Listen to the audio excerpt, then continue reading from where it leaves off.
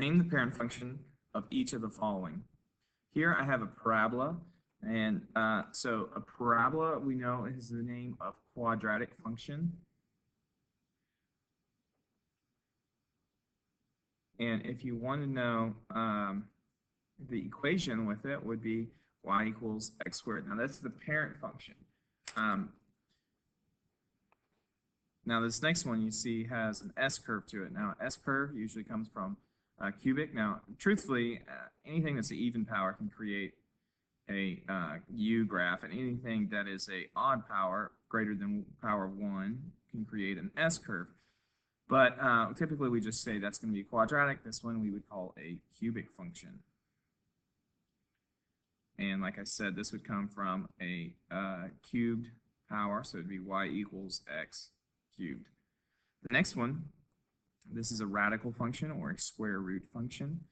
So I can call it square root function here. And again, this could come from anything that has a square root. Remember, it's kind of like a power that's a fraction. And so this could be any type of fraction that has an even number as a denominator. But I'm just going to leave it as a normal square root. So again, a square root is kind of like you have a little 2 hiding in there. It could be a 4th root, it could be a 5th root, excuse me, 6th root. It could not be an odd root, though. If it was odd, it would continue on this way on the left side of the graph. So anyways, this would have to be an even power there. Next, here we have an exponential function. And so let me name this here exponential function. And the reason I know it's exponential is it looks like a plane. It's kind of like a path of a plane taking off from a runway. It would have an asymptote coming through right here,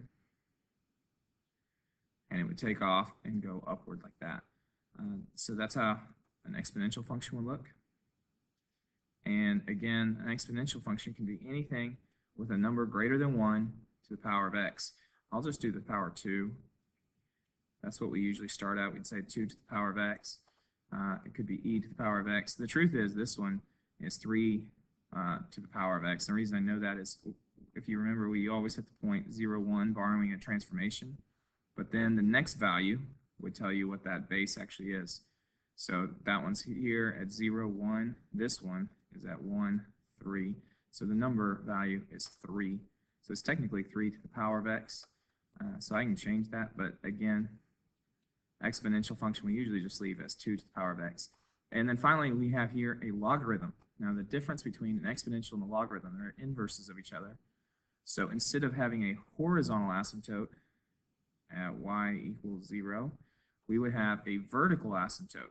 And the vertical asymptote on this problem is at x equals 1. However, the parent function, it would be at x equals 0. So this is a logarithmic function. So I'll write this out here.